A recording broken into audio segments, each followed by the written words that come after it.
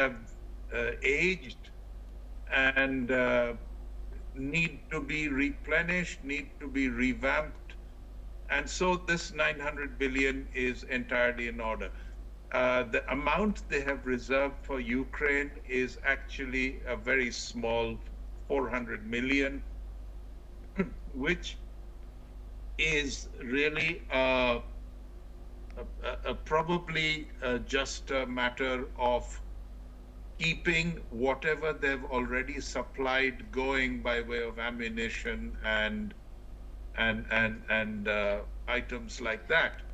So it is unlikely that they are really encouraging Ukraine to continue with this war. In fact, America is doing everything in its power to make it arrive at a ceasefire.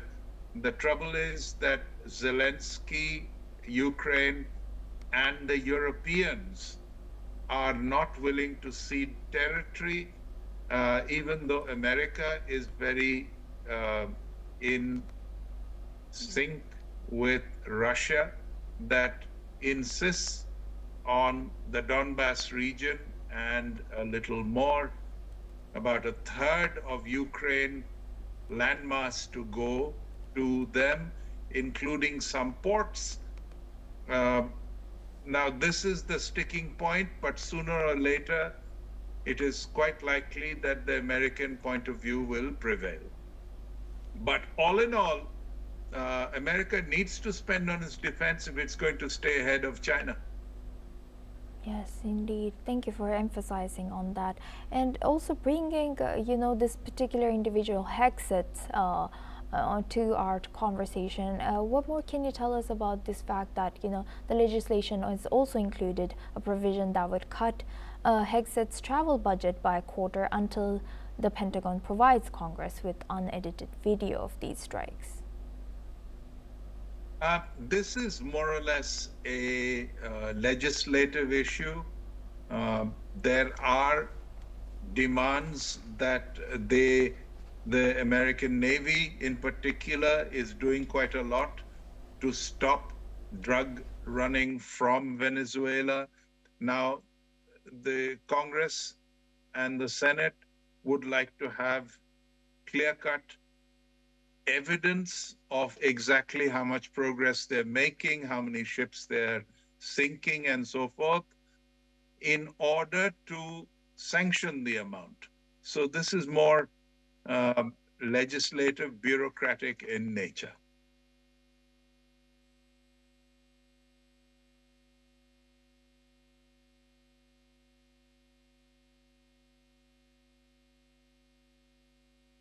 On the Caribbean.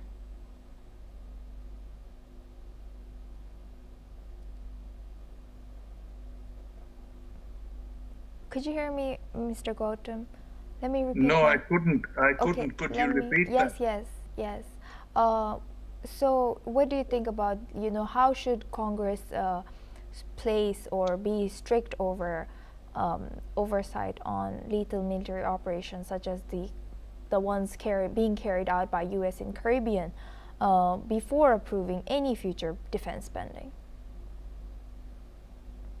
Well, it's a necessity in Congress for them to have information as much as possible before they sanction loans or before they sanction expenditure.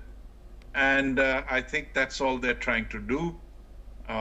They have no policy against the work that is being done by the United States in the Caribbean. And so this is just if you like, a budget requirement. You need to know what you're spending on. Right. With that, I would like to thank Mr. Mukherjee for sharing that. Please stay with us as we come back to you for our next discussion as well. Now, moving on to Cuba. Cuba has sharply denounced the United States for intercepting and detaining an oil tanker off of the coast of Venezuela, calling the move an outright act of piracy. Cuban President Miguel Diaz-Canel has said that on X that the U.S. military's action represent a violation of international law and an escalation of aggression against what he called a brotherly country. The detained tanker was reportedly on a U.S. sanctions list, marking a significant escalation in tensions between Washington and Caracas. Analysts note that the seizure could further complicate Venezuela's oil exports as other shippers may become wary of transporting the country's crude. U.S. President Donald Trump later has confirmed the detention. Venezuela's foreign ministry has condemned the seizure as international piracy, echoing Havana's stance and warning of broader repercussions for regional stability. Now for this discussion, we welcome back Mr. Gautam Mukherjee. He's a senior journalist, joins us live from New Delhi. Thank you very much, Mr. Mukherjee, for staying with us. Now looking at this, how does this U.S. interception of the sanctions oil tanker, how do you think this is shaping the relationship in particularly to these countries involved and with U.S.? Well, I'm sure they don't like it. The U.S. is pressuring Venezuela in no uncertain terms. Others in the Caribbean who are dealing with Venezuela are not too enamored of this. Cuba is also protesting it. It remains to be seen how far America is willing to take this. They want Maduro to leave, but I don't think Maduro is on the same page.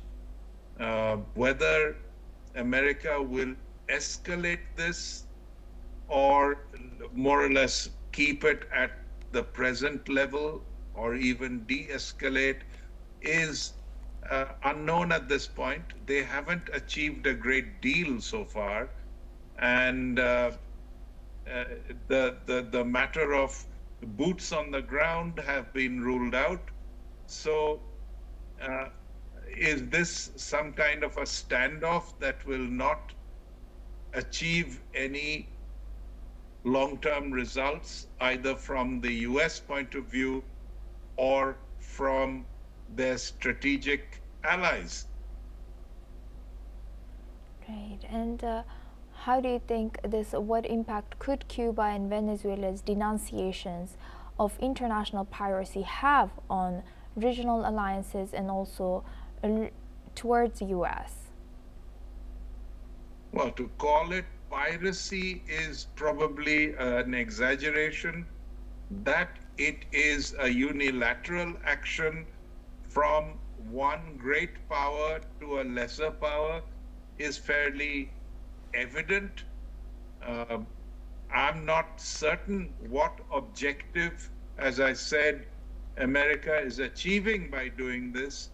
And if they're not going to escalate it seriously, it may be as well to roll it back, because standing still is just not achieving anything in particular apart from criticism of people who are annoyed by it.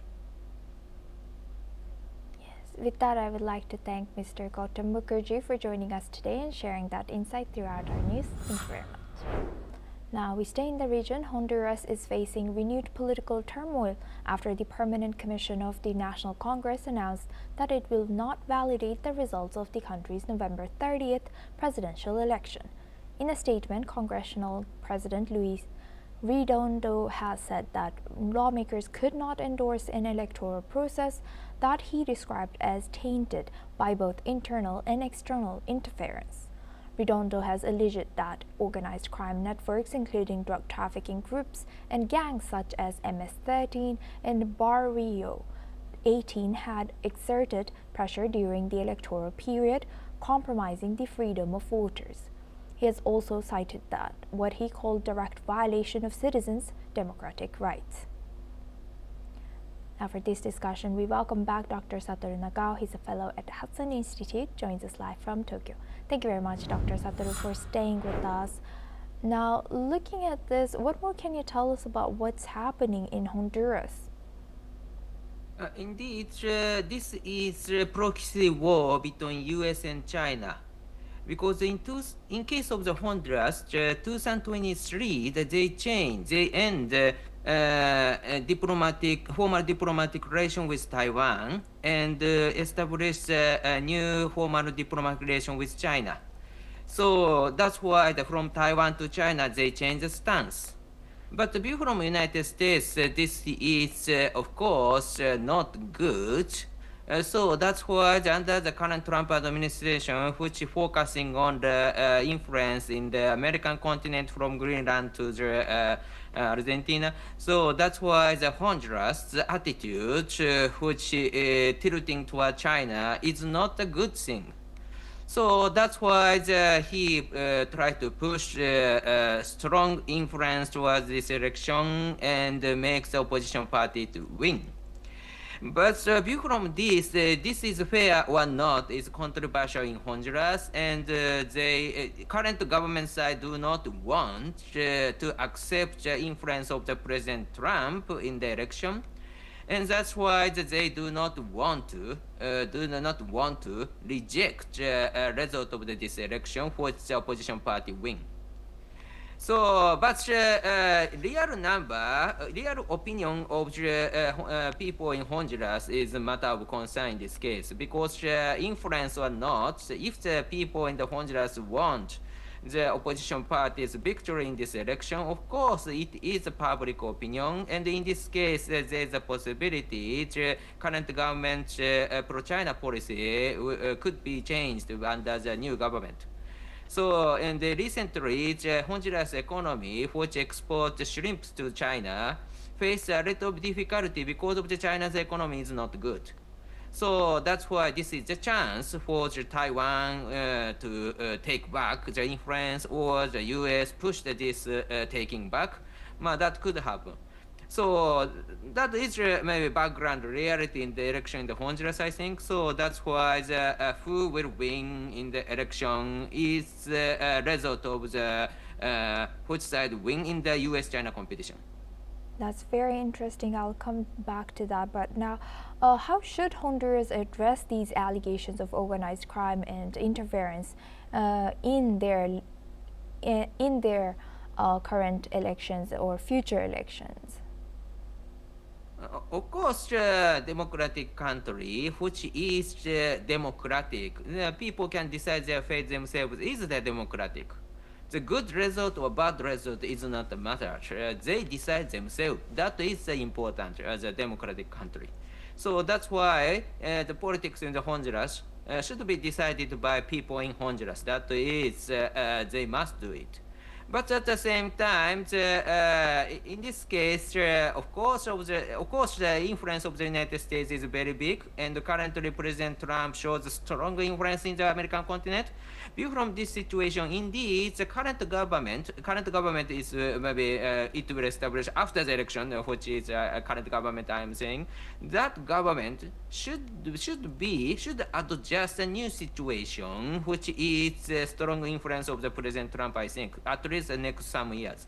So view from this, indeed, choice is a little bit limited. Of course, people in the Honduras must decide themselves, but at the same time, under the current situation, rejecting the influence of the President Trump and fight against the United States is something wasting the effort, I believe, because next some years, view from the diplomatic situation, and that is the situation, I think. Yes, and going back to your first answer, Dr. Sutter, you did mention China's influence and Taiwan's influence, also US's influence. It seems like a lot of countries in South America are leaning either to China or US, and now US is realizing China's influence towards in its neighboring countries in Central America. Do you think is it too late for US to try to counter this China's influence in these countries, especially Honduras now? Interest of Latin America countries is rely on the economic in this case. So because of they can get more benefit economically, that's why they established a formal diplomatic relation with China. So, but currently, China's economy is not good. maybe result of the U.S.-China competition, and there are many foreign investors hesitate to invest to China because of the risk related to the U.S.-China competition, I think. So that's why now is indeed a chance for the United States to take some influence back in Latin America. That is true. Because the economic interest of the Latin America, maybe there is no hope. Trade with China will create a benefit, that is true, but limited benefit just now. So that's why this is a chance for the U.S. to take them back, and that is really happening. Then one of the example is Honduras, another example is other country. I think that could happen. But anyway, it will rely on the decision of the local people, because most of the country should be the democratic country in Latin America. And without support of the local people, any policy will not materialize. So that's why, anyways, US or China, they need to get the support from local people. This is indeed a decisive factor. In this case, how to persuade the local people is matter in the democratic country. And just to show the influence or just force them to join, that is proper or not. This, of course, not proper, I think.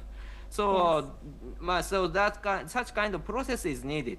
Of course, President Trump's style is, of course, something like that. Any country faces something like that. So that's why the people start familiar with this style, and the shock is very limited now. But at the same time, anyway, the good result came from the good decision of the local people. Is that is true.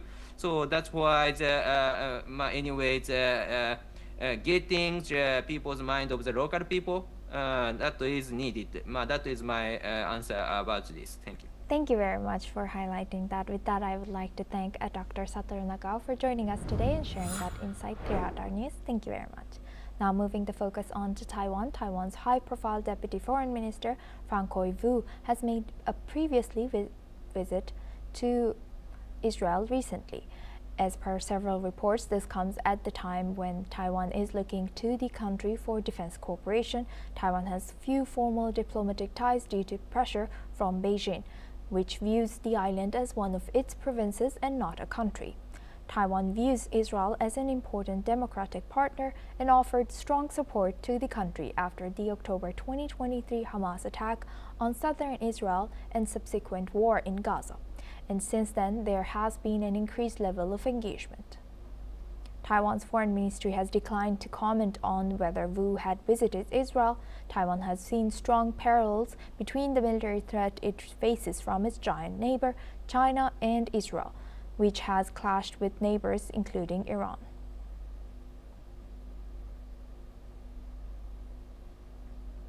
That's all we have time for. Keep watching News 6 World for more news updates from around the world.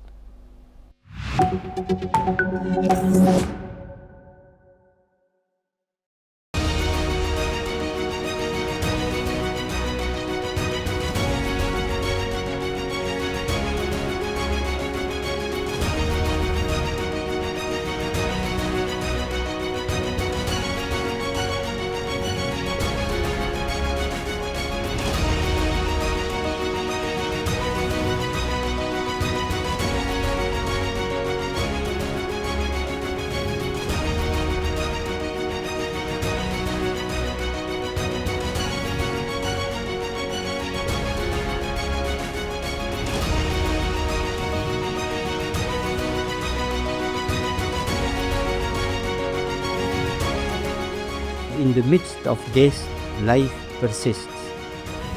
In the midst of untruth, truth persists.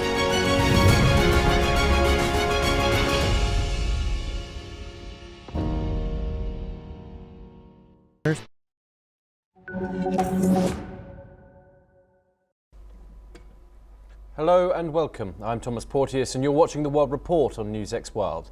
Let's take a look at some of the top headlines of the hour. The US has seized a sanctioned oil tanker off Venezuela, President Trump has said, a move that also pushed global oil prices higher. Washington frames the operation as part of its broader pressure campaign on President Nicolas Maduro. Venezuela denounces the seizure as blatant theft and international piracy, saying the US had no legal basis for the action. Caracas argues the operation is a hostile provocation that violates its sovereign rights.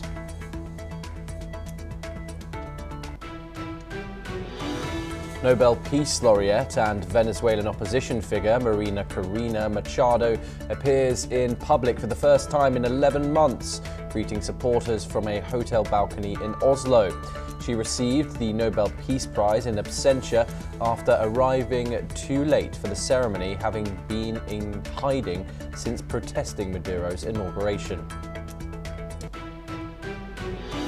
Renewed clashes erupt along the Cambodia Thailand border, with heavy fighting reported near ancient temples ahead of a planned call from President Trump. Both sides remain locked in conflict as expectations rise that Washington may try to broker another ceasefire. Amnesty International says Hamas and other Palestinian groups committed crimes against humanity during and after the October 7th, 2023 attack in southern Israel. The report says the group also continued violations through its treatment of hostages and withholding of bodies. President Trump says he's concerned Ukraine hasn't had an election in a long time, adding further pressure on President Volodymyr Zelensky.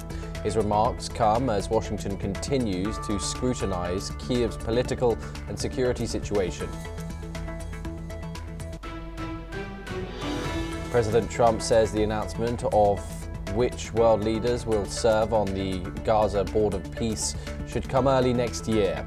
He says several leaders are seeking a role on the body, which was created under his plan that established a fragile Israel-Hamas ceasefire. President Trump launches a fast-track US visa scheme for foreigners who pay at least $1 million, promising a direct path to citizenship for qualified buyers. The move comes as Washington tightens immigration rules, raises work visa fees, and steps up deportations. Now for our top story, we start with Europe's defining crisis, the Russia-Ukraine war. US President Donald Trump held a discussion with European leaders over the ongoing war in Ukraine. On the call with British, French, and German leaders, Trump said they had pretty strong words on the situation. Trump also warned that new Ukraine meetings risk wasting time. Let's in fact listen in to what the US president had to say. The leaders of France, we spoke to, and Germany, and UK, all very good leaders, very good friends of mine, and we discussed Ukraine in pretty strong words, and we'll see what happens. I mean, we'll wait. While the White House pushes Kyiv to reach a quick peace, Ukrainian President Zelensky remains hesitant, particularly over a US-backed peace plan seen as favorable to Moscow. Meanwhile, France, Germany, and the UK are working on refining the peace proposals with a focus on security guarantees for Ukraine. Separately, Zelensky is set to meet with US officials today to discuss a draft peace plan and future reconstruction efforts. Joining us now is Colonel Sanjit Sirohi, an international relations and defense expert, joining us live from New Delhi. Thank you very much for joining us here on NewsX World. It's a pleasure to have you on the program. Colonel Sirohi, President Trump said European leaders had these pretty strong words to say on Ukraine. Obviously, Donald Trump saying positive things about them there. But how much weight do the Europeans really have in these negotiations in practice?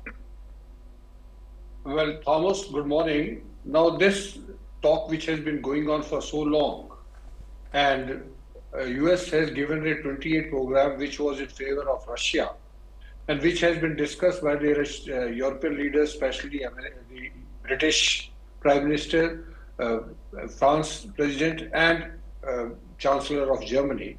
They had discussed and they have come out with another plan which is about 25 program.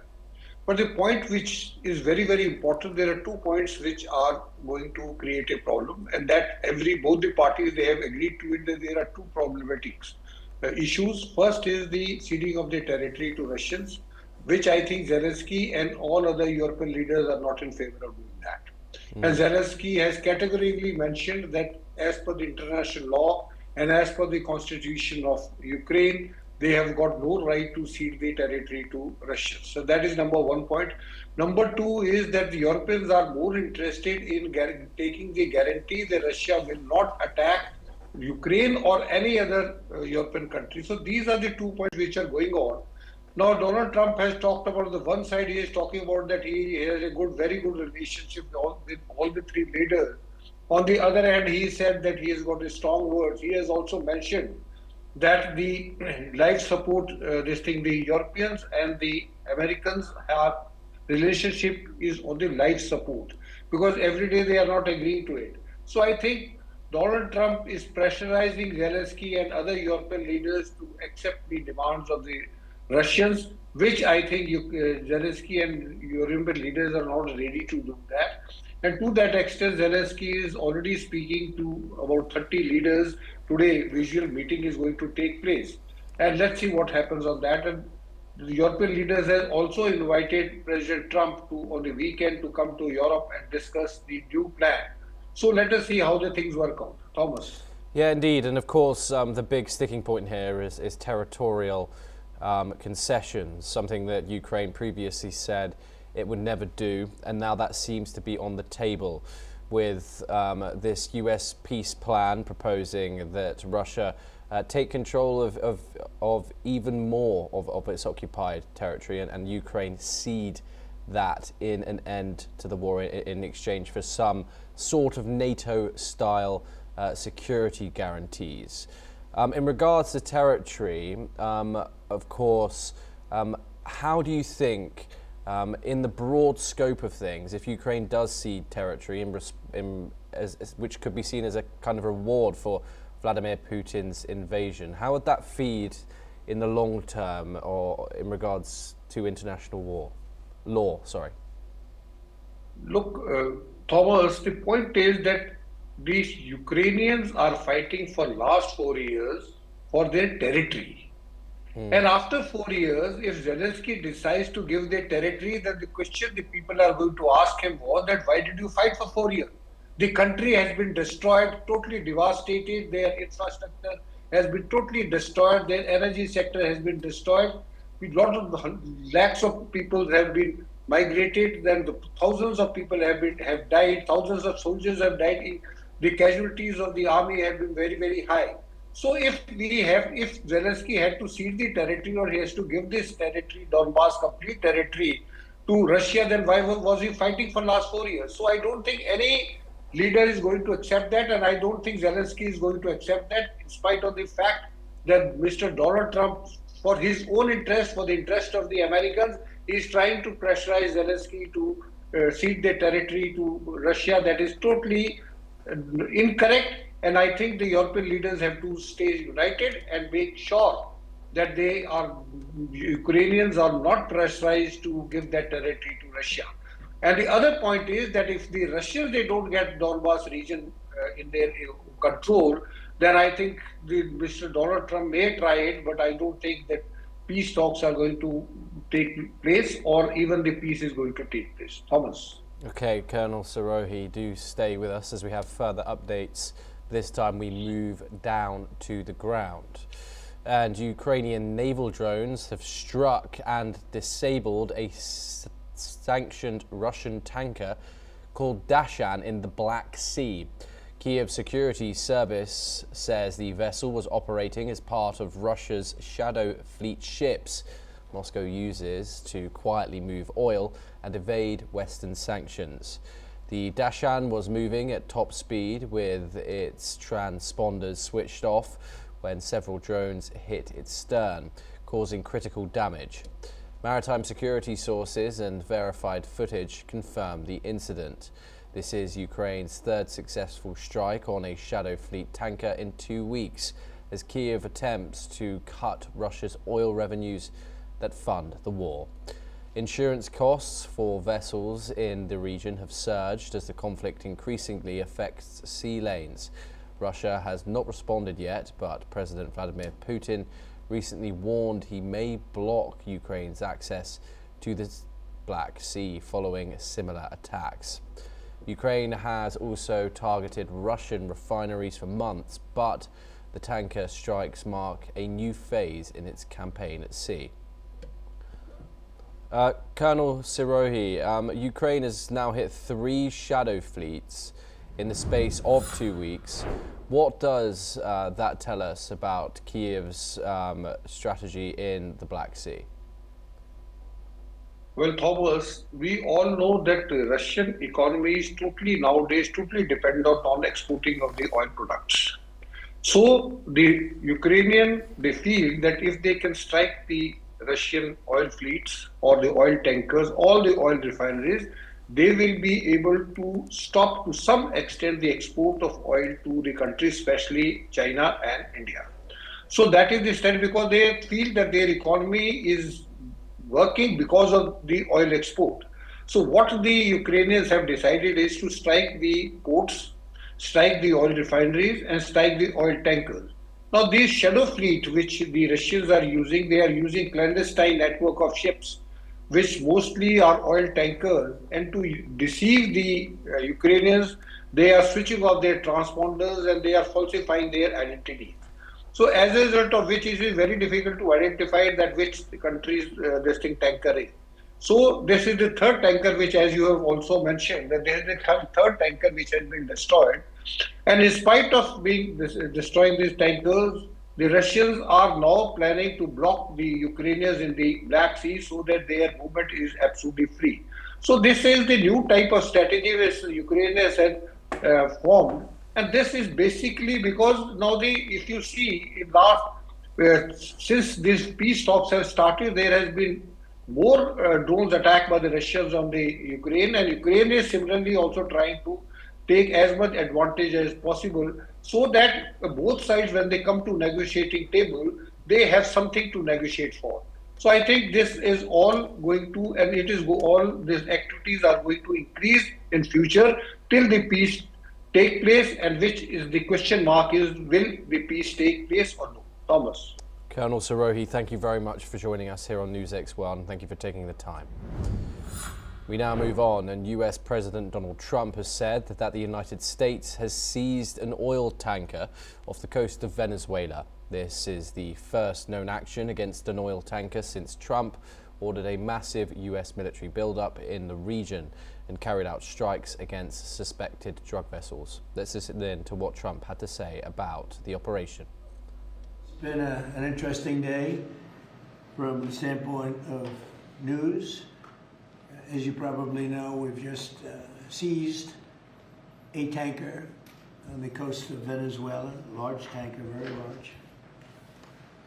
Largest one ever seized, actually.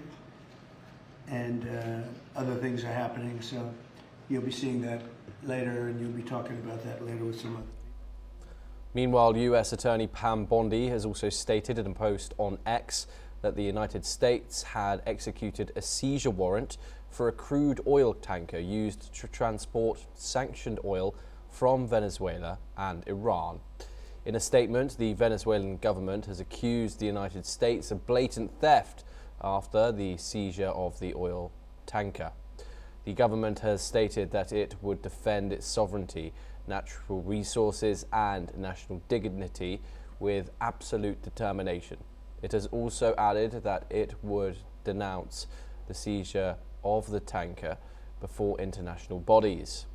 Meanwhile, Venezuelan President Nicolas Maduro has also demanded an end to US intervention in his country. Let's take a listen in.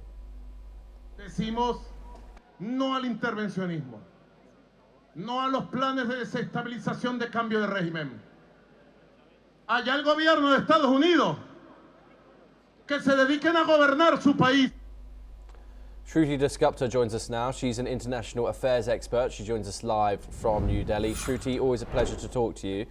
What does this mean? What does the US hope to achieve here by seizing this oil tanker? Is it about sanctions or a show of force? What could it be? Greetings, Thomas. Thank you so much for inviting me. What I understand is this is part of the latest published national security objectives of USA, which is a Trump corollary to what the Monroe Doctrine was.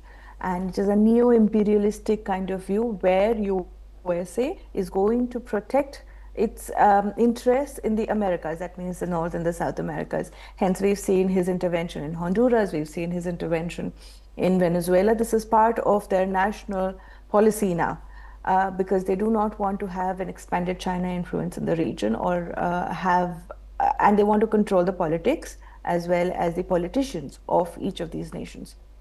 Beyond this, what does it hope to achieve? It is building pressure.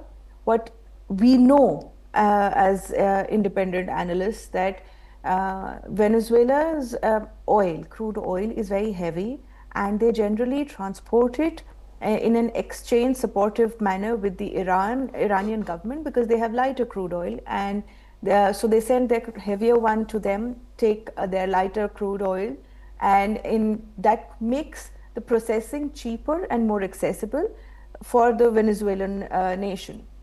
Sometimes there's also a gold for crude exchange that happens. So by targeting these ships, US is trying to ensure that Venezuelan government is under complete pressure economically also now. The ship was, they're using a lot of gray zone to ensure that they are still above sanctions or condemnation, though there is plenty coming their way. The ship was stateless.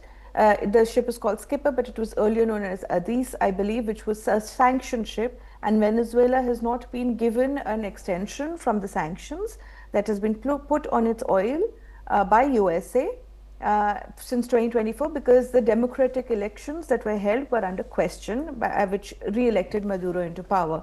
So there is a large amount of gray zone that they're using to show their military force and put pressure on Maduro and the people of Venezuela to overthrow him, so that USA can then control the politics of the region.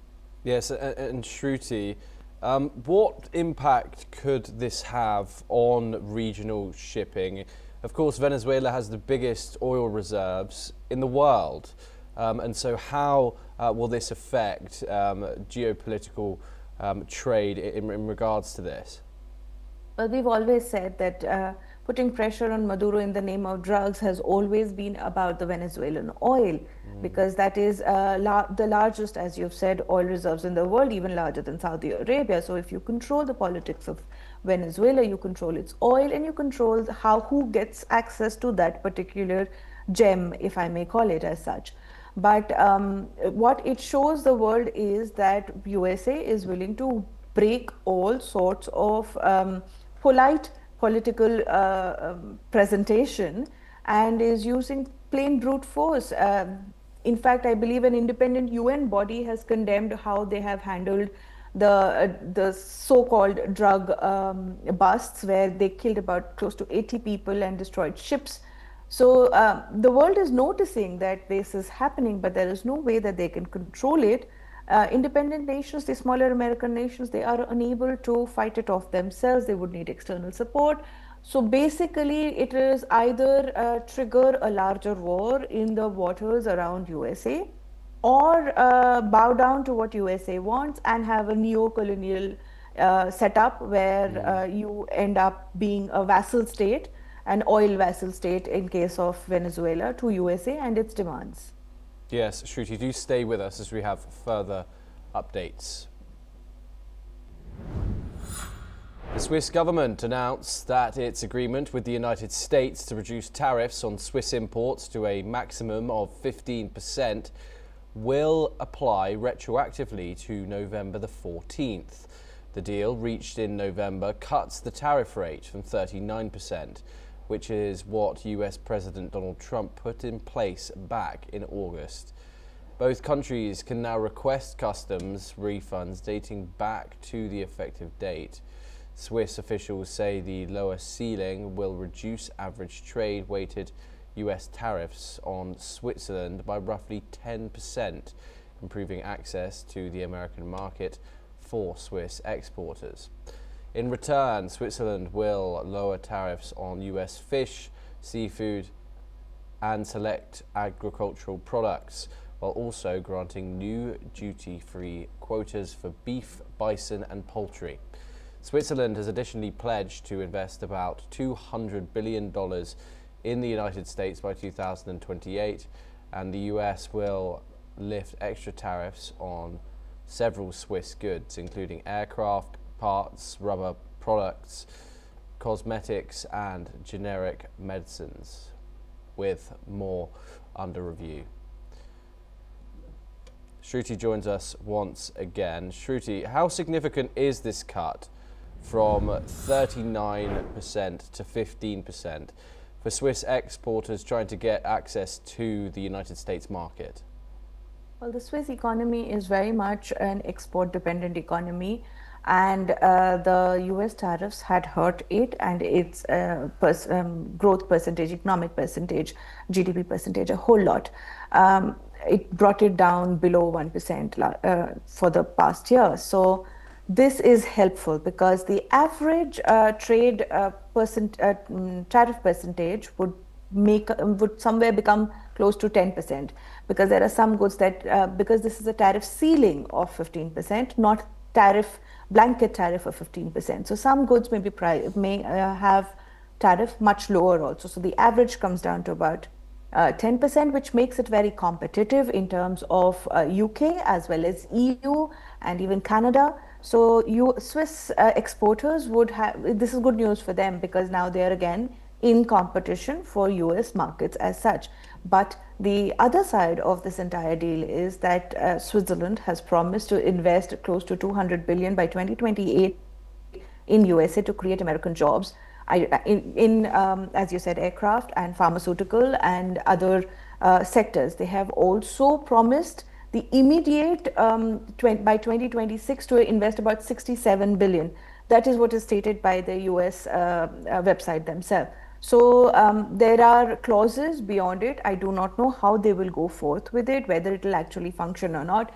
But the bottom line for USA is that no matter who gets to what is the tariff rate, the inflation in USA is up. I believe the Fed chair themselves have said that there's a 2% hike in inflation since the Trump government and its tariff regime. They're playing off one competitor against the other using tariff as a way to ensure that USA gets a better deal. The ultimate person who's paying the tariff is not the nation itself, it's the consumer, and that is the American consumer. So this may be good news for Switzerland, but bad news for Americans. Yes, and Shruti Dasgupta, thank you very much for joining us here on NewsX World. It's always a pleasure to have you on the programme. We now move on, and Nobel Peace Prize laureate and Venezuelan opposition figure Marina Cachina Machado has made her first public appearance in 11 months. She greeted supporters from a hotel balcony in Oslo, just hours after her daughter accepted the Nobel Prize on her behalf. Machado had been in hiding since January the 9th, when she briefly was detained after her protest against President Nicolas Maduro's inauguration in Caracas. She said in an audio message published by the Nobel Committee that she could not arrive in time for the ceremony, adding that many people had risked their lives to secure her travel to Norway. Her daughter, Ana Karina Sosa, accepted the award, saying Machado remains committed to a free Venezuela. Maduro himself emphasized, "Of course I'm going back," reaffirming her intention to return home soon. The Nobel Committee praised Machado's courage, calling Venezuela a brutal authoritarian state and urging Maduro to accept last year's election results and step down. Supportive Latin American leaders were also present in Oslo, underscoring international solidarity with her cause. We now move over to the United States, and President Donald Trump announces that his long-promised Gold Card program is officially launching, offering a fast track to the United States, legal residency and eventual citizenship for high-value investors. Individuals can qualify by investing $1 million, while corporations pay $2 million per foreign-born employee. Trump unveiled the program at the White House with a website now accepting applications. The initiative progress the EB-5 visa, aiming to attract top talent to the United States while generating revenue for federal coffers.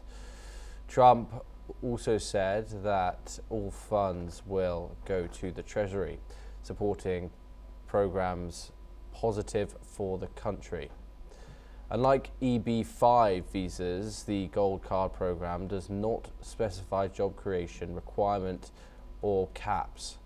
U.S. Commerce Secretary Howard Lutnick said the process will thoroughly vet applicants and ensure that they can gain entry.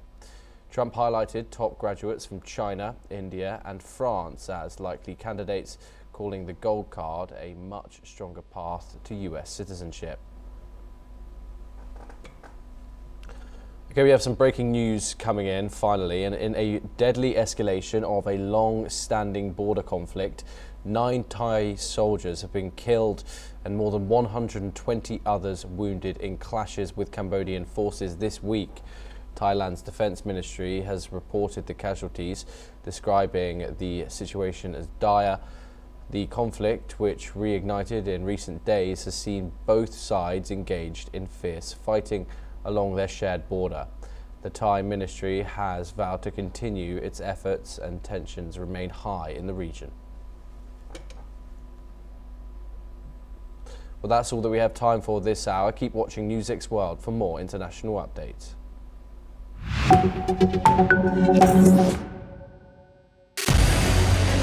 What we can do as the Interparliamentary Union to strengthen democracy, to promote human rights, to ensure that humanitarian law is respected.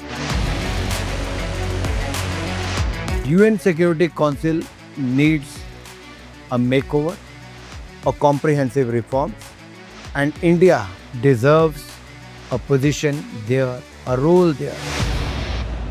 Prime Minister Modi during Operation Sindoor made it amply clear that war has never been India's choice. We are with the side of peace. We are neither neutral nor indifferent. We are with peace. We would have dealt with the U.S. a whole lot on trade and those kinds of things, and that's not as certain these days. So we have to go back and look at our European partners, our Asian partners. An opportunity to exchange, to have a dialogue, to have a debate on a different perspective on finding the solution of the conflict. First thing that is important to have a common ground, and that we do have with humanitarian laws and human rights, but also to say, okay, what does it mean for us as a country to act on these laws, and how can we work together? When we realize that there's something wrong with democracy, the institutions and policies, values come together and we take stock, and it's possible then to improve and chart a new course for democracy. It's the people's right to self-determination, and if they want to be independent, they should be independent. We will not start a war against Greenland.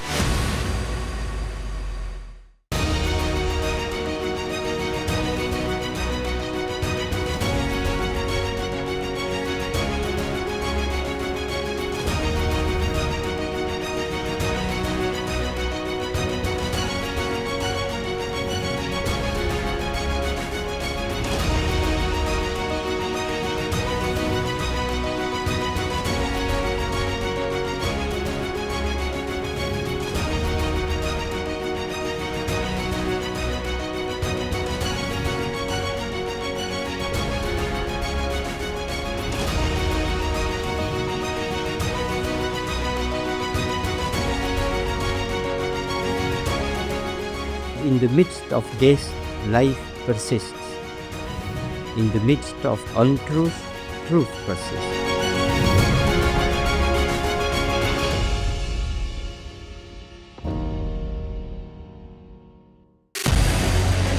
What we can do as the Interparliamentary Union to strengthen democracy, to promote human rights, to ensure that humanitarian law is respected. UN Security Council needs a makeover, a comprehensive reform, and India deserves a position there, a role there.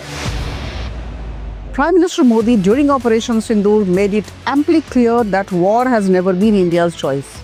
We are with the side of peace. We are neither neutral nor indifferent. We are with peace.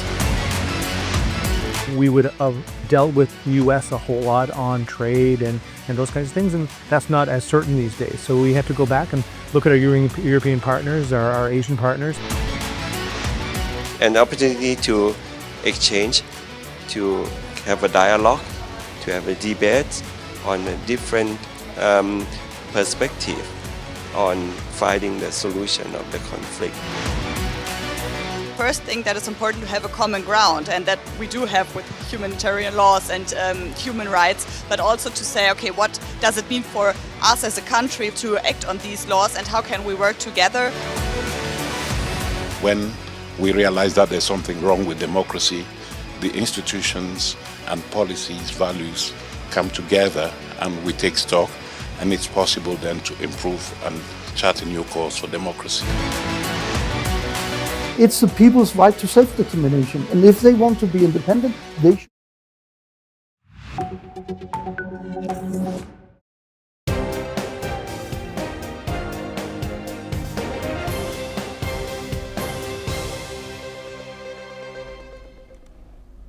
Hello and welcome. I'm Sima Katauka and you're watching the Eurozone on News X World. Let's take a look at the top headlines of this hour. Russian Foreign Minister Sergei Lavrov has said that all misunderstandings with the United States are over and had been resolved following the meeting earlier this month between President Vladimir Putin and US envoy Steve Witkoff amid escalation on the war fronts. President Trump has said that he's concerned Ukraine has not had an election in a long time, adding further pressure on President Volodymyr Zelensky. His remarks come as Washington continues to scrutinize Kyiv's political and security situation. Ukraine's president has said that intelligence shows Russia and China are moving to intensify cooperation, including in the military-industrial sector. He has said that Russia is even ceding elements of its sovereignty to Beijing as their partnerships deepen. NATO chief Mark Rutte meets German Chancellor Friedrich Merz and Foreign Minister Johann Wadepo. The talks in the German capital come amid tensions with the US as reports suggest a leak of 200,000 liters of oil has been sealed in Brandenburg. Meanwhile, German Defense Minister Boris Pistorius is to host French counterpart.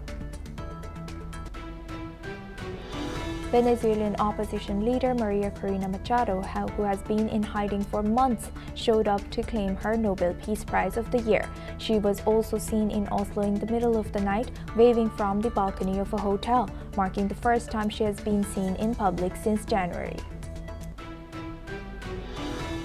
Iceland has pulled out of Eurovision 2026, joining several other countries in a boycott protesting Israel's participation. Its broadcaster says Israel's inclusion has created disunity and believes no joy or peace would come from taking part.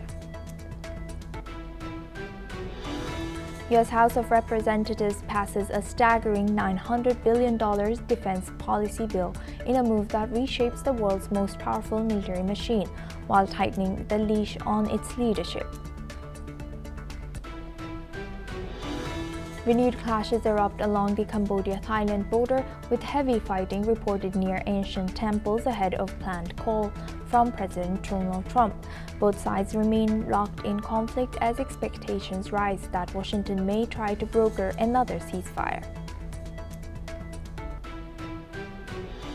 Now for this hour, we start with Russia. Russia has said that it no longer has any misunderstandings with the United States over Ukraine. Russian Foreign Minister Sergei Lavrov has made the announcements after reviewing the outcome of a meeting between Russian President Vladimir Putin and U.S. envoy Steve Witkoff, joined by U.S. President Donald Trump's son-in-law Jared Kushner as well. The Kremlin has previously described that meeting as constructive, even though it did not produce a breakthrough in ending the war. Lavrov has said that the discussions confirmed the mutual understandings reached earlier between President Putin and President Trump at their August summit in Alaska. He has added that Moscow now wants a package of documents to support what it calls a long-term sustainable peace agreement, including security guarantees for all parties. Lavrov has also stressed that Russia will not accept Ukraine joining NATO and repeated demands for protections for Russian-speaking communities inside of Ukraine. He has said that additional proposals on collective security have been shared with U.S. officials as negotiations continue. Now for this discussion, we welcome Mr. Gilbert Doctorow. He's a Russian affairs expert, joins us live from Brussels. Thank you very much, Mr. Doctorow, for joining us again. Good to see you. Now looking at this, how do you analyze current relationship between U.S. and Russia? How aligned are U.S. and Russia towards about Ukraine now? I don't think they have any detailed solution. They don't have a draft peace treaty. What they do have is a directional understanding of what, roughly speaking, this peace should look like. And if Mr. Lavrov says what he said today, it is because I'm sure there's a nod from the United States to be more forthcoming about the extent of their agreement. This is possible today, where it was not possible, say, 2 weeks ago, because in the intervening period, we have the open split between the United States and Europe over the war and what are the terms of its conclusion. That was precipitated by the issuance last week of the new national security strategy document.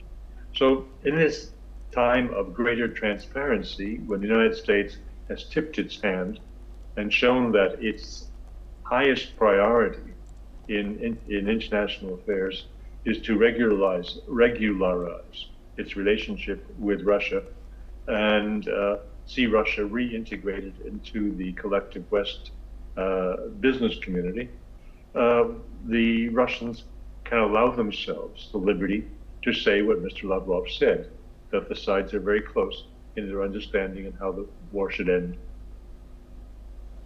Yes, and how do you analyze Ukraine and U.S.? How do you think, how aligned are they? Well, they aren't. Of course, the biggest issue is what Mr. Zelensky insists on again. And this came up in his most recent statements about his readiness to hold elections, as the United States is demanding, subject to the United States and Europe providing security guarantees. And there you have it. He's trying to insert into this question, which is quite remote from a solution to the war. It's only one baby step towards a solution. He's trying to insert into that what has been his fundamental demand from the start, which is essentially that European and American troops should be stationed in Ukraine, which would necessarily mean that they become co-belligerents and the war will continue and he will have to decide NATO armed forces. That's what he wants. He will not get it. And how the United States will solve this, how they will square the circle, remains to be seen. But I don't believe that Mr. Zelensky will be around very long to see the solution to the end. Right. With that, I would like to thank Mr. Doctorow for sharing that. Please stay with us as we come back to you. Now we stay in the topic. The Kremlin has confirmed Russia's openness to foreign investment following reports on U.S. President Donald Trump's peace plan for Ukraine. According to the reports, the plan includes proposals for U.S. companies to invest in Russian energy and rare earths. The report also details plans to restore Russian energy flows to Europe and use $200 billion of frozen Russian sovereign assets for Ukrainian reconstruction. Kremlin spokesperson Dmitry Peskov has declined to comment specifically on this asset proposal, but reiterated Russia's interest in foreign investment. Now for this discussion, we welcome back Mr. Dr. Roh. He's a Russian affairs expert, joins us live from Brussels. Thank you very much, Mr. Dr. Roh, for staying with us. Now, what are we to make of these, reports that are coming in about increasing or potentially increasing investments on Russia? Well, the idea that the United States government will encourage investment in Russia, that takes us back to Mr. Nixon's détente. The notion of government prodding business to invest in the Soviet Union in the 1970s, that was a significant part of the détente or rapprochement or drawing closer, normalizing relations with the Soviet Union. And so it is not surprising that a similar point comes up today. Let me just reemphasize that the United States and Russia do not have natural trade interests. That is somewhat overstated, and I understand why. Mr. Trump always likes to look at the very optimistic side of things and to present a compelling argument for this normalization in commercial terms, because it's quite innocent sounding. The real reason for the American interest in normalization with Russia is not commercial. I don't believe any of these investments will be of vast size. And American companies already have a lot of experience with the Russian energy sector. It's not a game changer. The main point in a détente is global governance. And it is pretty clear from the recently issued national security strategy document that Mr. Trump wants to see global governance shared between the three major powers. Possibly the fourth power being India. But the three major powers that come to mind first are Russia, China, and the United States.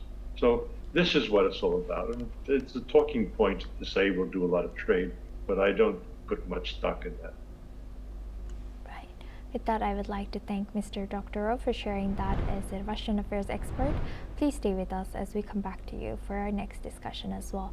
Now, moving on, U.S. President Donald Trump held a discussion with European leaders over the ongoing war in Ukraine. On a call with British and French as well as German leaders, Trump has said that they had pretty strong words on the situation. Trump has also warned that new Ukraine meetings risk wasting time, while the White House has pushed Kyiv to reach a quick peace.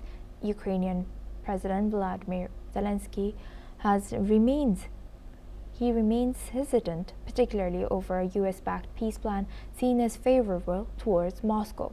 Meanwhile, France, Germany, and the UK are working on refining the peace proposals with a focus on security guarantees for Ukraine. Separately, Zelensky is set to meet with US officials today to discuss the draft peace plan and future reconstruction efforts. Now for this discussion, we welcome back Mr. Gilbert Dr. Roh. He's a Russian affairs expert, joins us live from Brussels. Thank you very much, Mr. Dr. Roh, for staying with us. Now, looking at all this today, how close do you think we are to peace ceasefires between Russia and Ukraine? I think we have to wait for what happens on the 18th and 19th of December here in Brussels. The Russian military gains on the ground are very significant. They are pushing this war to its end, and the capture of the important logistical and fortified city of Pakrovsk is one indication of that.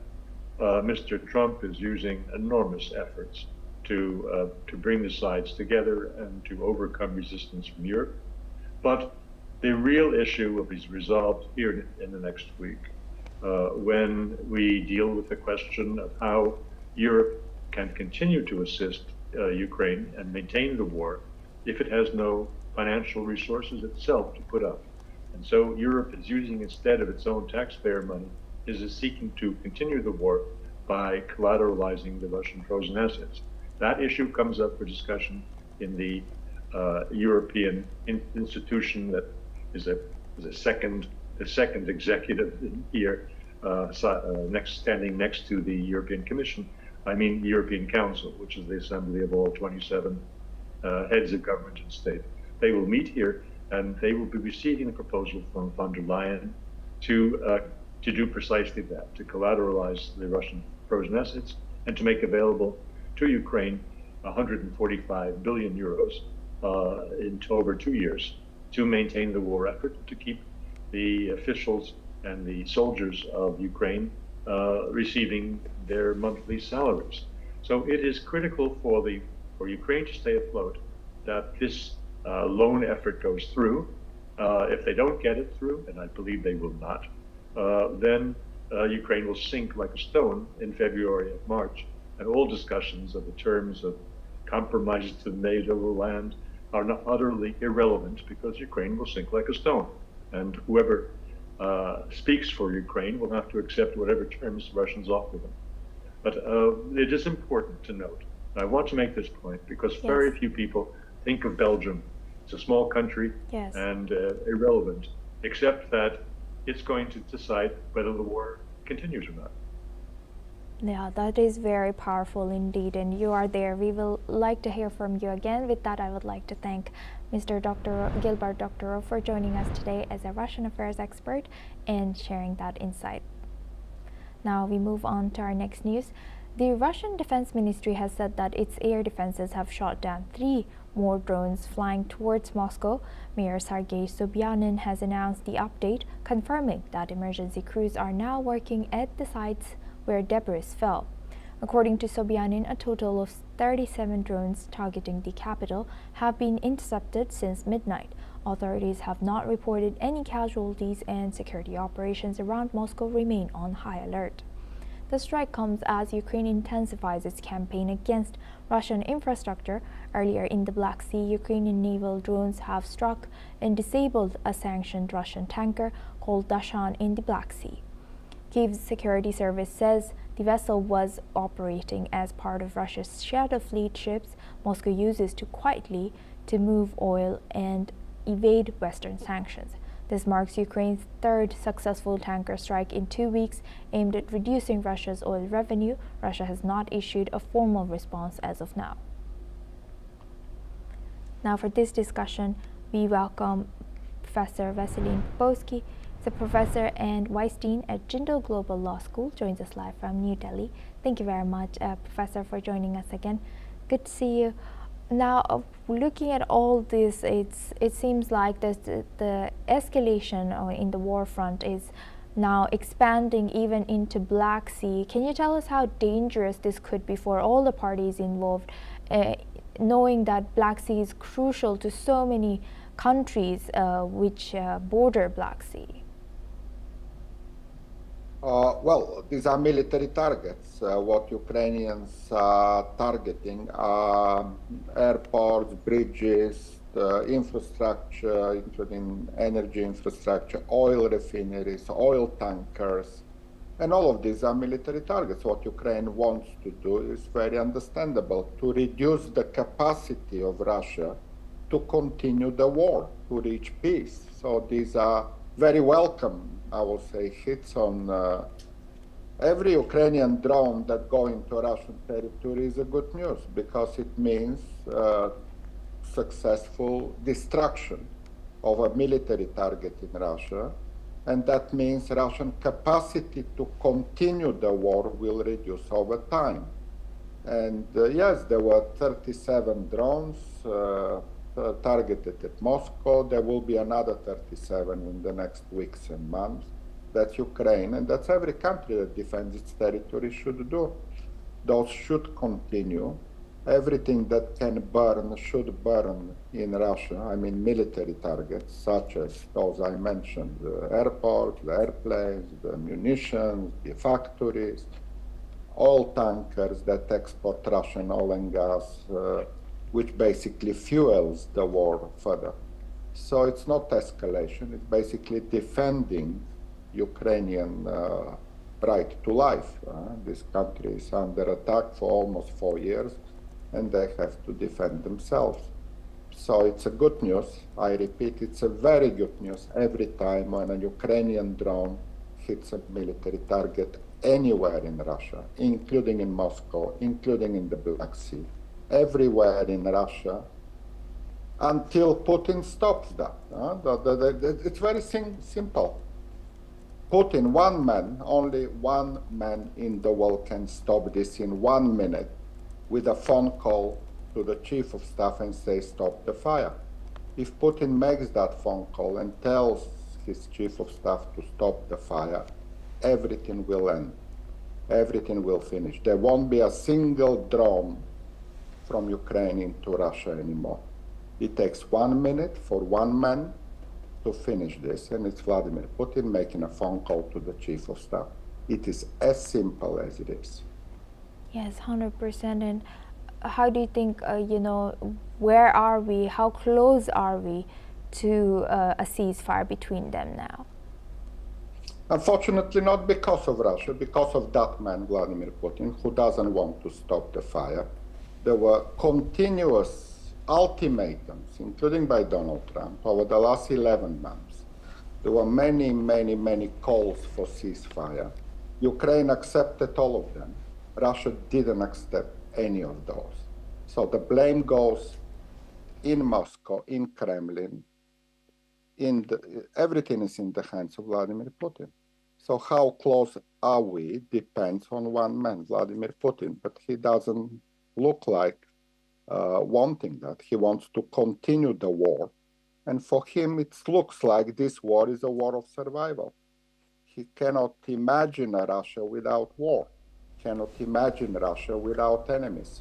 He cannot imagine Russia with human rights. He cannot imagine Russia as a democracy. He wants to rule Russia forever and to exploit all the Russian resources forever. It's again simple as that. The war will finish when this man, Vladimir Putin, makes that phone call, or when that man, Vladimir Putin, is no longer there. Yes, with that I would like to thank Professor Veselin Popovsky for joining us today and sharing that insight from New Delhi. Thank you very much. Now we move on to UK. The United Kingdom has pledged an extra $2 billion in spending on NHS medicines over the next 3 years. According to reports, the move is part of a deal aimed at winning exemption from US tariffs on British pharmaceuticals threatened by President Donald Trump. Under this agreement, spending on new medicines will rise to 0.35% of the GDP by the end of 2028, up from 0.3% today. The UK will also cap the rebate rate paid by drug makers under the VPAG scheme, lowering it to 14.5% in 2026 from a record 22.5% in 2025, while payments for older branded medicines remain between 10% and 35%.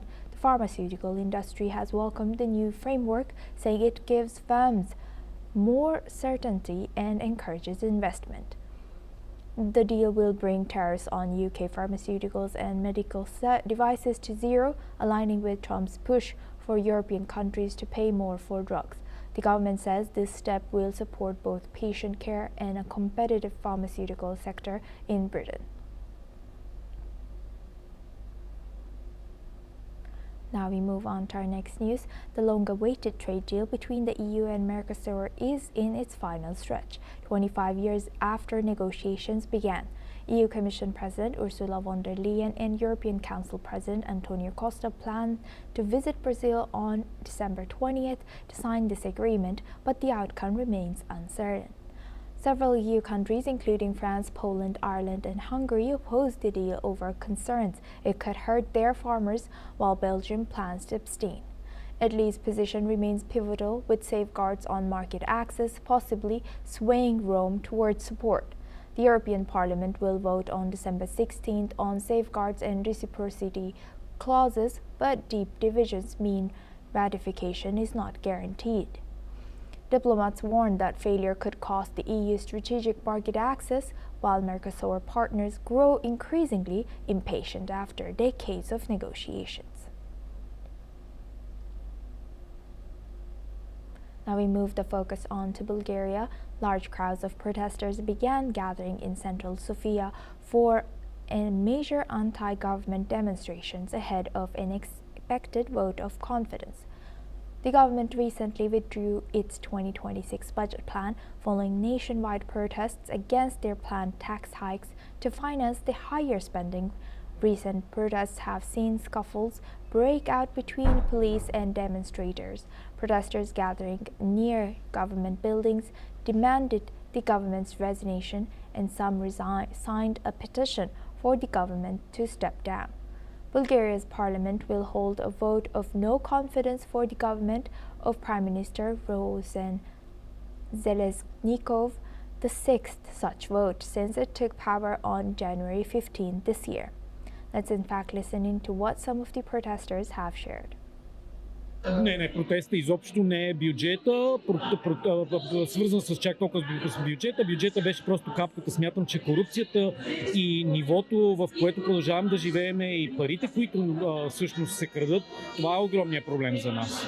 И надявам се действително да има и млада сила, която да върви, защото не смятам, че иначе нещо се получи. За съжаление, това е нивото в София, но не и в страната.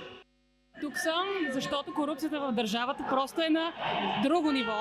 Тя е навсякъде, положението е нетърпимо и точно заради това огромна част от моите приятели вече не са в България. Те най-вероятно няма да се върнат и на мен ми е мъчно, че аз мога да ги виждам веднъж в годината. И ме е яд, че преди 3 години се прибрах обратно в България и сега всеки ден се чудя дали да не прави грешка и дали да не замина пак. And that's a wrap on the Eurozone. Keep watching NewsX World for more news updates from around the world.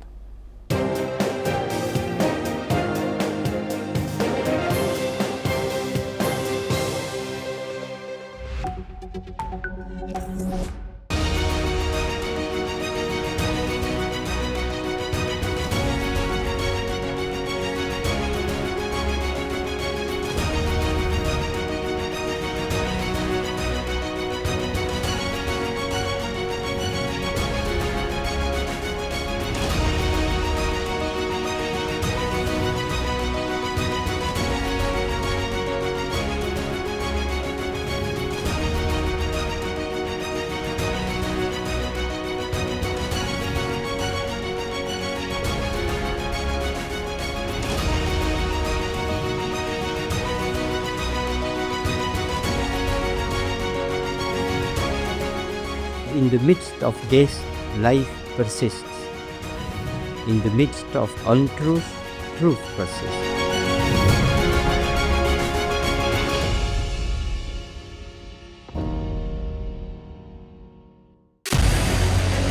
What we can do as the Interparliamentary Union to strengthen democracy, to promote human rights, to ensure that humanitarian law is respected. UN Security Council needs a makeover, a comprehensive reform, and India deserves a position there, a role there. Prime Minister Modi during Operation Sindoor made it amply clear that war has never been India's choice. We are with the side of peace. We are neither neutral nor indifferent. We are with peace. We would have dealt with US a whole lot on trade and those kinds of things, and that's not as certain these days. So we have to go back and look at our European partners, our Asian partners. An opportunity to exchange, to have a dialogue, to have a debate on a different perspective on finding the solution of the conflict.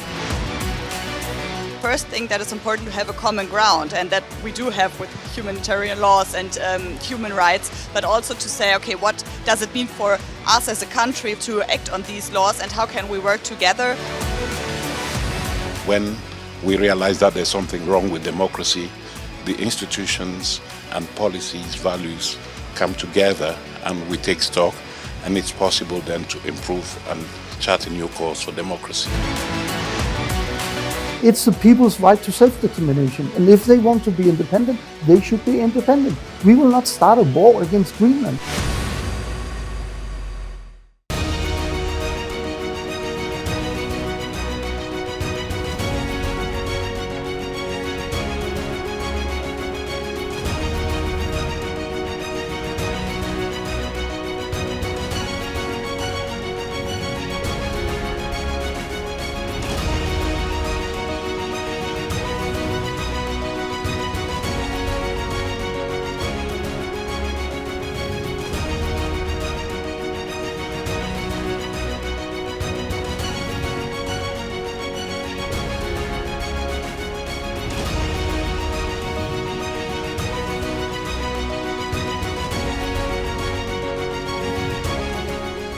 In the midst of this, life persists. In the midst of untruth, truth persists.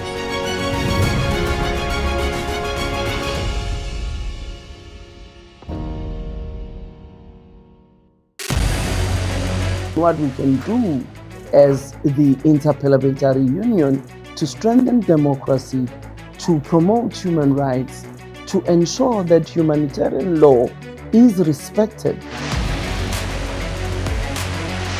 UN Security Council needs a makeover, a comprehensive reforms, and India deserves a position there, a role there. Prime Minister Modi during Operation Sindoor made it amply clear that war has never been India's choice. We are with the side of peace. We are neither neutral nor indifferent. We are with peace. We would have dealt with US a whole lot on trade and those kinds of things, and that's not as certain these days. So we have to go back and look at our European partners, our Asian partners.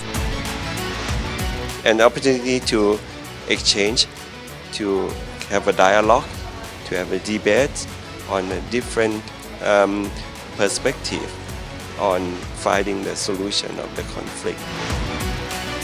First thing that is important to have a common ground, and that we do have with humanitarian laws and human rights, but also to say, okay, what does it mean for us as a country to act on these laws and how can we work together?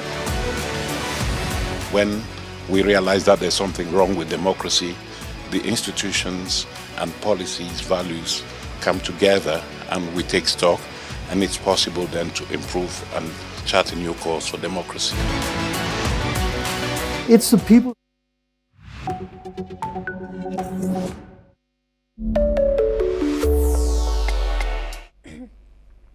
Hello and welcome to Deep Dive on NewsX World. I'm Kriti Mehta. Today we're breaking down a decision that will affect everything from your rent to your loan payments to the global markets. Dobara start kare please. Sorry.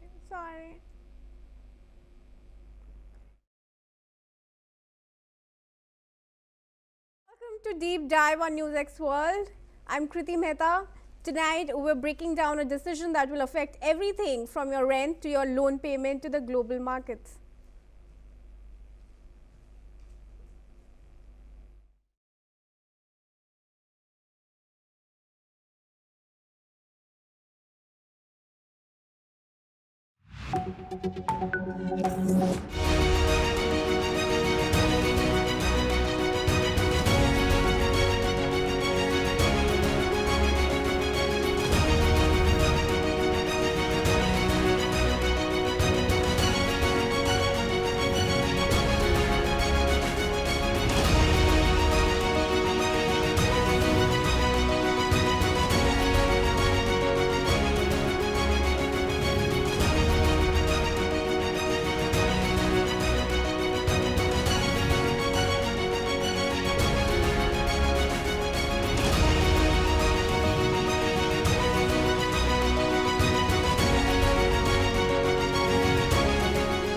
In the midst of this, life persists.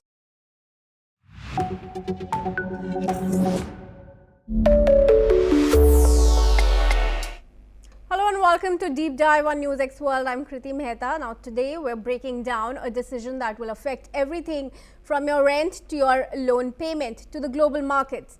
The US Federal Reserve has cut interest rates for the third time this year, but this time the move has exposed deep divisions inside America's most powerful economic institution. And it's happening at a moment when prices are rising, the job market is cooling, and the president is pushing hard for even more cuts. So what does this really mean for everyday Americans? And who exactly is the economy working for? Let's dive in. US Fed Chief Jerome Powell has come up with the new cuts. The Fed has lowered its key lending rate by 0.25 percentage points to a range of 3.5% to 3.75%, the lowest in 3 years. The decision wasn't unanimous. 3 Fed officials broke ranks, a sign of a rising uncertainty about where the economy is headed. And that economy is flashing warning signs. The US job market is losing momentum. The employment rate has ticked up to 4.4% and companies are slowing their hiring. At the same time, prices remain elevated. Inflation is at 3% above the Fed's target. And for families, the pain is most visible in daily essentials. Grocery prices are up 2.7% over the past year. Electricity and natural gas prices have spiked. Vehicle insurance has seen double-digit increases. Housing costs remain one of the biggest financial burdens. American households are feeling the squeeze even as wage growth struggles to keep up. So what is this rate cut supposed to achieve? The Fed hopes that lower borrowing costs will stimulate business investments, support hiring, and avoid a deeper economic slowdown. But there's a risk. Cheaper credit can also fuel more inflation, which Americans are already struggling with. And that's why the Fed is so divided. Here's what the Fed Chair Jerome Powell has said. Listen in. Conditions in the labor market appear to be gradually cooling, and inflation remains somewhat elevated. In support of our goals, in light of the balance of risks to employment and inflation, today the Federal Open Market Committee decided to lower our policy interest rate by a 0.25 percentage point. As a separate matter, we also decided to initiate purchases of shorter-term Treasury securities solely for the purpose of maintaining an ample supply of reserves over time, thus supporting effective control of our policy rate. But one person wants deeper, faster cuts. The President of the United States. President Donald Trump criticized the move, saying the cuts should have been at least doubled. Listen in. The head of the Federal Reserve is a stiff, and you fight that. It's amazing.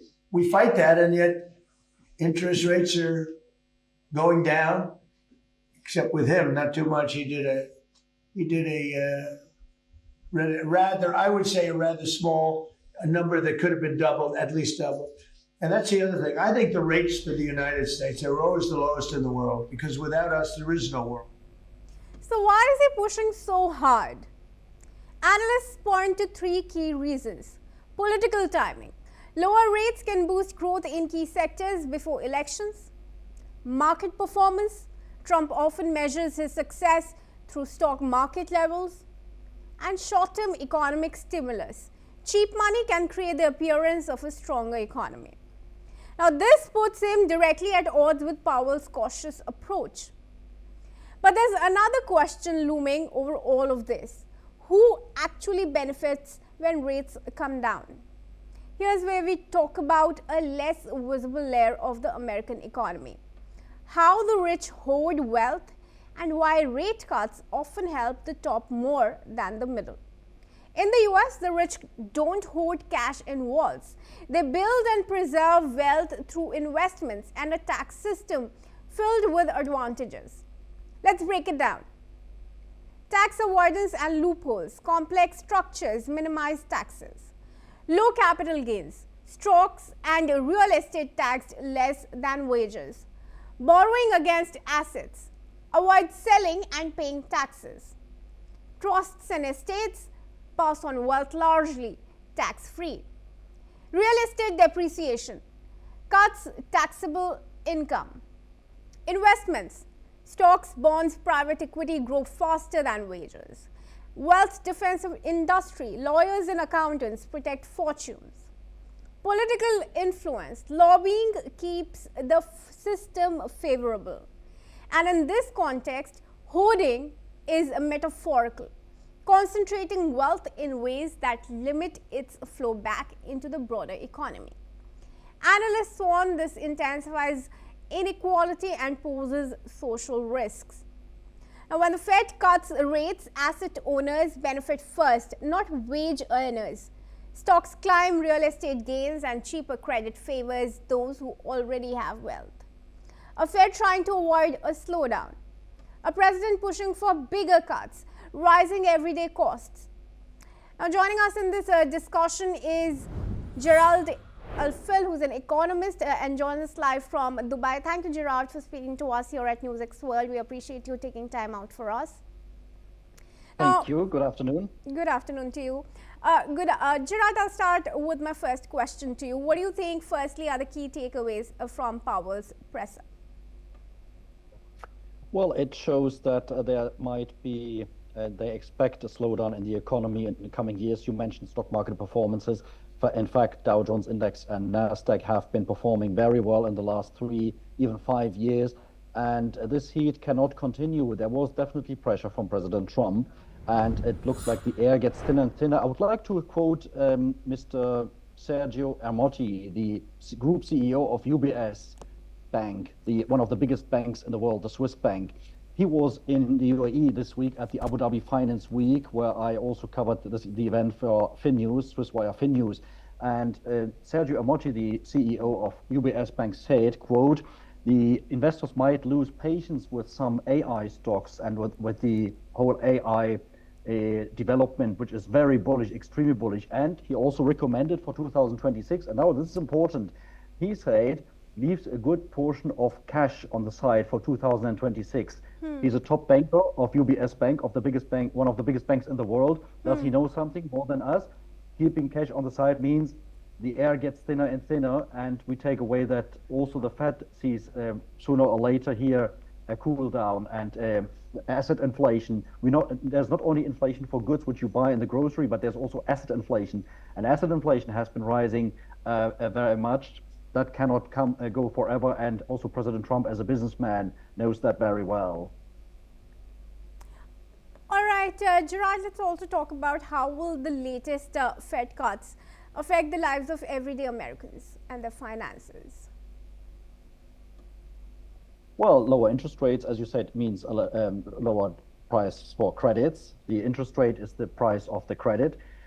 The price of money is that if you have money that you don't have the goods which you can buy for them. So that means your credit card costs will be lower. Homeowners can buy homes for lower mortgages, for lower rates and loans. And of course, the lower dollar means you can import less, or you have to pay more for imports, because a lower dollar means a stronger Swiss franc, a stronger euro, a stronger yen, and so on. That means importing goods will be more expensive, but here's the thing, President Trump prefers America first, buy American products, buy American services, and I think this also is in line with his policy. If you buy domestic goods which have been domestically produced, of course they are then also cheaper in relation to credit. All right, and how are these cuts going to affect the global economy and the global markets? Global markets, as said, the foreign exchange rates are now in favor of the other currencies, the non-dollar currencies such as euro, yen, Swiss franc. Swiss franc very bullish now, and that means it's cheaper to travel to the US if the currency stays so strong. You have good purchasing power if you go to the US next year to the FIFA World Cup, for example. On the other hand, this means that also there's an expectation of a cooling down of the world economy, which could be a sign of holding investments, which could indicate that people will hold investments back. So if you are more cautious, definitely you will invest less. You might not run into the stock market with that euphoria as we have seen this year or the last year. And the global economy also, I think China and Europe will emerge stronger from this development, because they have adapted to the tariff dispute this year, but also to the lower dollar. And I'm going to ask you a very basic question now. Are rate cuts mainly benefiting the wealthy rather than the wage earners? Well, the happy few, of course, they also will benefit. Do they benefit more? I'm not sure, because they're also heavily invested in AI and in the stock market and also in the debt market. That market, interest rates are lower, is not a good sign, because if you buy into bonds, you will earn less. But it's hard to tell. Again, going back to the quote by the UBS CEO, Mr. Sergio Ermotti, he recommends to have a good portion of cash in the next 12 to 24 months That means the well-to-do have to be careful and cautious. We had seen knockout effects in 2008 and 9 during the last financial crisis, but also during the internet bubble when it got burst in March 2000. So it's hard to tell, but you can diversify, of course, your portfolio better if you have more capital on your bank account and also diversified already in gold, property, agriculture, debt markets, cryptocurrencies. This is something the normal wage owner cannot do. All right, Gerard, would you say that Trump's pressure on Powell is influencing the Fed policy decisions? It's hard to tell. I mean, definitely there is pressure. There is verbal pressure. There is gesture economics behind this. You mentioned that the vote was not unanimous, which is, I think, a good sign because it shows that the checks and balances work. The Constitution of the United States does not require unanimous votes by the Fed, but of course there can be disputes. The disputes can be public. The disagreements can be public, must be public in a democracy. Also shows that the U.S. is not a monarchy as some people state. Definitely there is pressure. It will continue, and President Trump will continue his policy of America first. All right, and my final question to you, as an economist, what do you think? What should the Fed prioritize, jobs, inflation, or economic stability? Per the Constitution, the Fed's mission is to keep the economy running and not so much the inflation like the European Central Bank has to focus on. So keeping interest rates low means, yes, we anticipate that the heat goes out of the markets, of the asset inflation, stock markets, also cryptocurrencies, but the Fed must focus on the consumer. The consumer is the critical factor in the United States and the biggest economy of the world. And that's the mission that will remain. The mission, inflation might rise because of lower interest rates, but keep the economy running. That's the Fed's mission. All right, Gerard, thank you for that discussion. Very meaningful insights that we've gotten from you. And viewers, with that, it's a wrap on this episode of A Deep Dive. But stay tuned for more.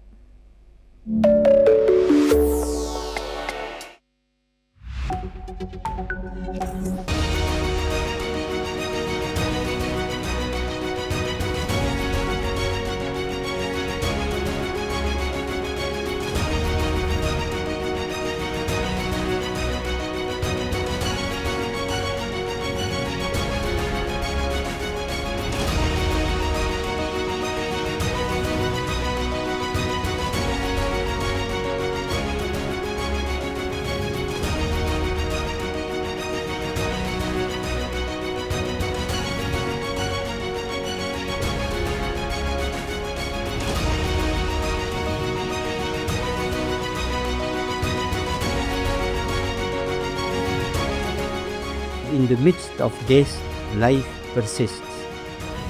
In the midst of untruth, truth persists.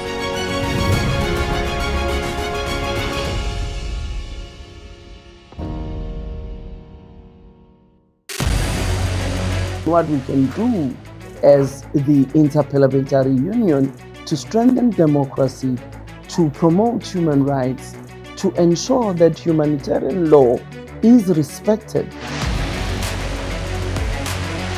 UN Security Council needs a makeover, a comprehensive reform, and India deserves a position there, a role there. Prime Minister Modi during Operation Sindoor made it amply clear that war has never been India's choice. We are with the side of peace. We are neither neutral nor indifferent. We are with peace. We would have dealt with the U.S. a whole lot on trade and those kinds of things, and that's not as certain these days. So we have to go back and look at our European partners, our Asian partners. An opportunity to exchange, to have a dialogue, to have a debate on a different perspective on finding the solution of the conflict. First thing that is important to have a common ground, and that we do have with human.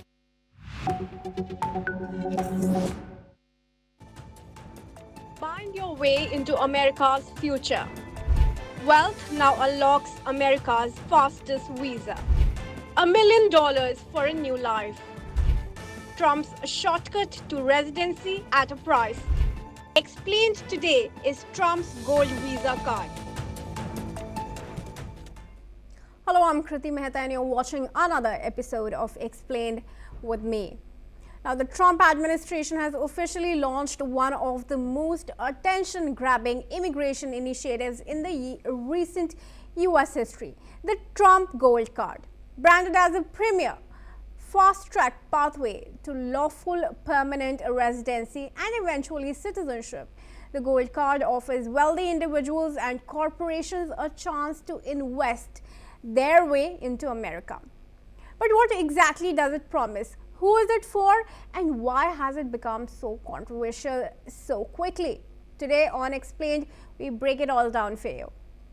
At its core, the Trump Gold Card is designed to attract two groups: the high net worth investors and top global talent, especially foreign graduates from American universities. According to the administration, the program is meant to bring billions of dollars into the United States Treasury while giving companies a tool to keep highly skilled workers who often face agonizing visa uncertainty. President Trump has repeatedly framed the program as a way to ensure that exceptional people don't have to go back to India, China, or France after graduating from